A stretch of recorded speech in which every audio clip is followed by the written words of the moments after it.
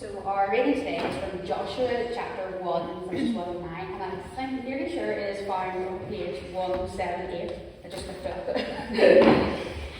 So it says, after the death of Moses, the servant of the Lord said to Joshua, the son of Nun, Moses' assistant, Moses, my servant, is dead. Now therefore, arise, go over this Jordan, you and all this people, into the land that I am giving to them, to the people of Israel. Every place that the sole of your foot will tread upon, I have given to you, just as I promised to Moses. From the wilderness and this Lebanon, as far as the great river, the river Euphrates, all the land of Hittites, to the great sea, towards the going down of the sun, shall be your territory.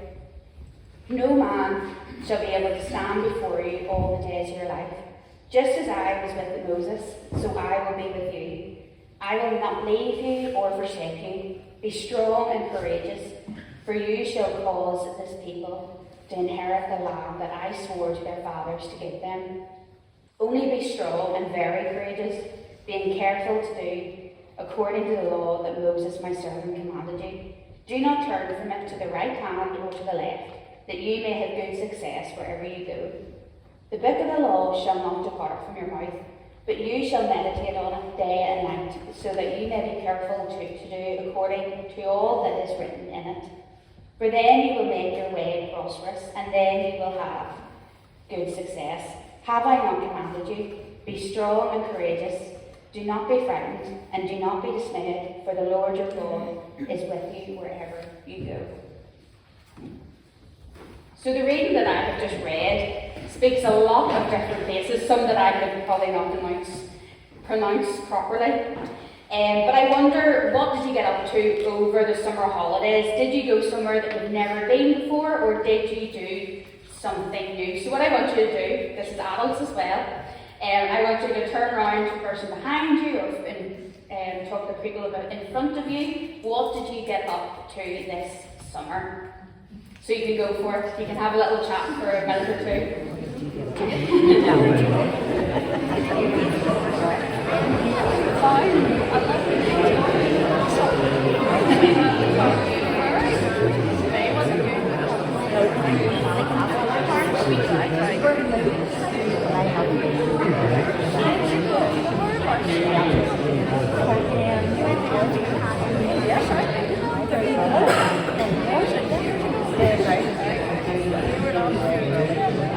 Okay, so and some people tell me, what did you get up to over the summer? Anybody want to put their hands up? Yes, Lindsay? You moved house, that was a very exciting thing. A hard one for your mum and dad. Anybody else? Zach, did you get up to anything? I know you did. Getting injured. Well, you did get injured at the very end. I don't know if that's the most exciting thing. What about you, Jacob? Did you get up to anything? I went to Mallorca. You went to Mallorca. I'm very jealous. Because as we all know, the weather here hasn't been great. But certainly, as I could hear you talking, you've been getting up to different things over the summer and maybe going new places. I didn't try anything new this summer, but does anybody recognise this next place and could shout it out where it is? It is Newcastle. Does anyone know what it is? Slave Dollar, right on it. So I would actually love to challenge myself sometime when I get a little bit fitter to climb Slave Dollar. So I would like a volunteer to come up, and I have some things that I might need to climb Slave Dollar. So would someone like to come up and be the model of some of the stuff? Oh, we're being very shy this morning. Come on, Zach, you come on. So the first thing I have are some walking sticks. Well, I'm not even the right text. The next thing I might need is a map, because probably no signal, so you can't use Google Maps. You're not my model fun, but I might need, I don't think it fits you. I don't think it fits any of us.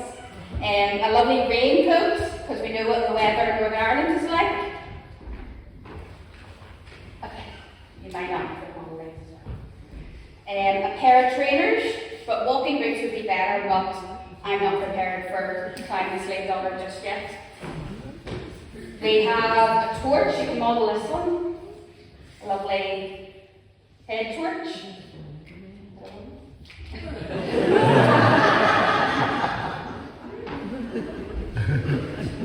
We have a lovely hat for when it gets cold. I know Raymond was saying about hygiene, but you're just gonna probably wear it, don't worry. And then some sun cream for when we're hiking. I'll not put this on you, don't worry. We have a water bottle, because this is an essential when we're going for a hike. We have a scarf. You're going for lovely colours. All matching too. A pair of sunglasses for when the sun starts hitting, when you're getting closer to the top.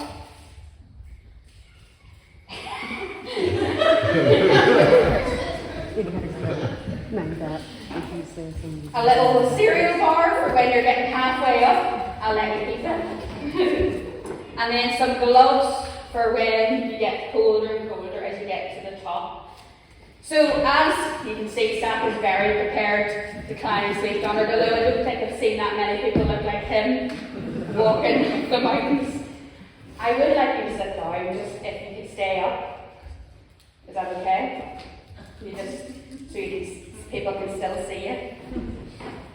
So maybe one day, Sap, me and you will go and walk up Slave Daughter when your leg is better. So what I'm going to talk about now is Joshua, and that's the man that we have been talking about in our Bible reading. So I need another volunteer. Please don't be shy, and he is going to, or he or she is going to be Joshua.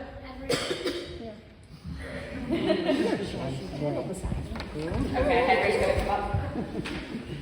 So Joshua, you can just stand here for a minute. Joshua was also getting ready to set out, much like our adventurer here, Zach. Yet he would discover that God's idea of getting ready to step out is very different from Zach. Until this point in the story, Joshua had been learning from Moses, who was the leader of God's people, the Israelites, but Moses had grown old and died. Now God was speaking to Joshua. He was telling him it was time to step out and lead God's people into the land that he had promised to give them. This is the point in the story we find Joshua now. He is listening to God. So like our mountain walker, Zach, let's think about what Joshua might need to go through the desert and into the promised land. So talk to the people beside you and think of a couple ideas of what Joshua might need to go into the promised land. I'll give you some examples. So like a staff like Moses maybe had, a special tent, a horn to lead the people, or a weapon for the battles that he may have to go through. Remember, there's no cars, there's no Google Maps, so have a little think of what Joshua might need to go through the promised land.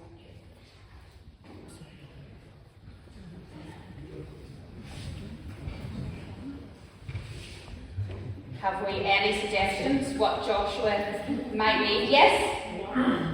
He might need water, yeah. So we'll put water. Is it okay if I stick this to you?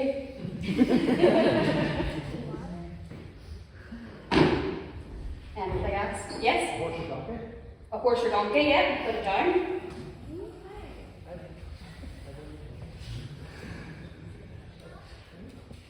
Put it up. Any others? Food, yes, totally. Any others? What about to make the food? Equipment?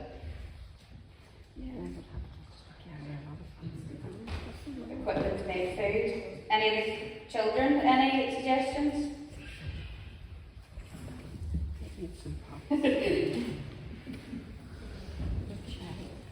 Okay, we'll be okay.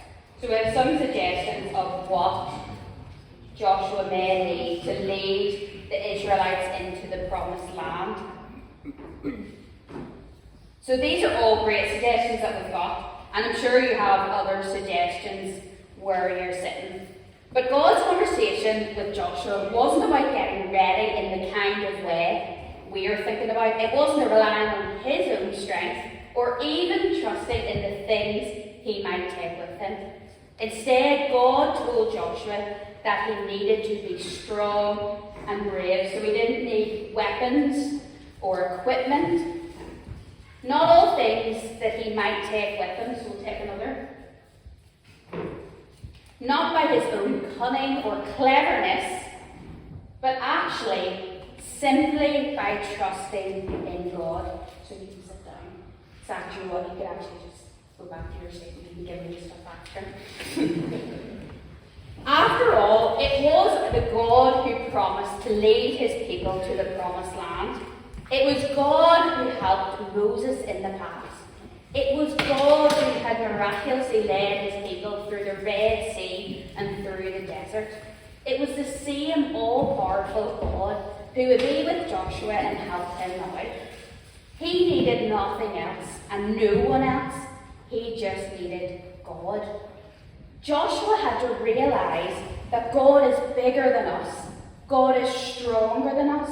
And nothing can stop God's plans. And the best bit for Joshua was that God spoke to him. God wasn't this far away God. God was this really close God, an intimate God. Joshua was able to step out into the unknown, knowing that God was right beside him, helping him all the way, because he chose to trust and follow him. No wonder Joshua can be strong and brave, and so can we. We can step out into that unknown place. It may be Slave Donard, or your new classroom, or your new school, or starting a new hobby or a new club, whatever it may be, knowing the person going with us is our Almighty God. God was Joshua's friend, and he'd love to be your friend as well. God loved us so much that he sent his son Jesus to die on the cross so that we can have relationship with God and one day live with him forever. I know most of the children here have already started school this past week, but I want you to remember this really important message that God is with you wherever you go. He says the same words that he said to us today that he said to Joshua. And just comes up. Yeah. I've commanded you to be brave, strong and brave. Don't ever be afraid or discouraged. I am the Lord your God, and I will be there to help you wherever you go. What does this mean? Well, this actually means if we feel nervous about going to a new school or class, we go trusting that we're not alone. God is with us. If we choose to trust and follow him as Joshua did. If we feel overwhelmed in class by a piece of work that is so hard, we are not alone. The God who gives us peace is with us. And if we're hurt by a friend, we are not alone. Jesus, who was rejected by his friends, understands and comforts us. We can be strong and brave because the Creator of all things is right beside us, leading the way. And adults, this isn't just a message for the children who are going to school. This is as true for them as it is for us. It is a big reminder for all of us here. You may be starting a new job or a new project or responsibility in work, or maybe you're going through a really tough time at home, or a situation that you're finding super, super hard. Or maybe perhaps you're struggling with your health, or maybe a family member's health. But you actually can be encouraged that God is with you, and he will be with you wherever you go. And I totally understand that life ain't nice and dandy all the time, and it can be super tough.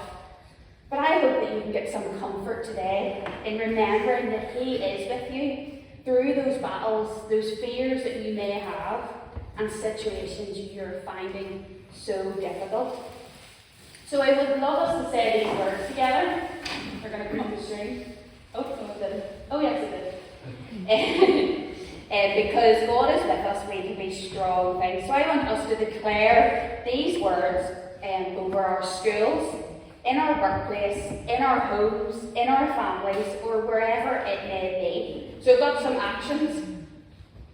So we're going to go, because God is with us, we can be strong and brave.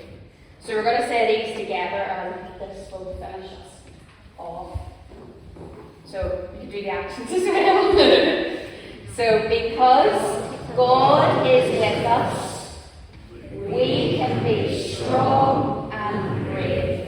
Thank you so much for listening.